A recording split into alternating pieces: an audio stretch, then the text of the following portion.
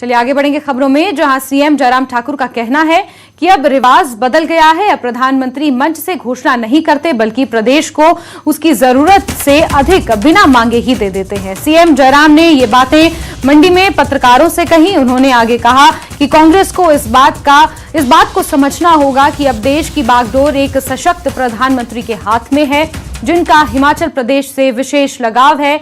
अब वो दौर नहीं रहा जब प्रधानमंत्री मंच से घोषणाएं तो कर देते थे लेकिन वो पूरी नहीं होती थी। अब मंच से कोई घोषणा नहीं होती बल्कि सीधे प्रदेश के विकास के लिए पैसा भेजा जाता है। कांग्रेस ओपीएस को एक राजनीतिक मुद्दा बनाने की कोशिश कर रही है, जबकि उसके ही नेता ने प्रदेश में ओपीएस को बंद किया था।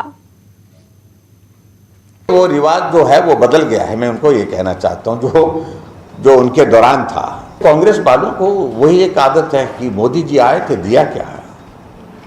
मोदी जी आते हैं और बिना मांगे देते हैं, और शिमला आकर के या हिमाचल आकर के ही नहीं देते हैं, दिल्ली से भी वो बिना मांगे देते हैं हिमाचल प्रदेश के लिए। जिस तरह का उनका स्नेह हिमाचल प्रदेश के लोगों के लिए है और जिस तरह का हिमाचल के लोगों का स्नेह उनके प्रति है, एक बहुत मजबूत रिश्ता जिसको मैं कह सकता हूँ वो है।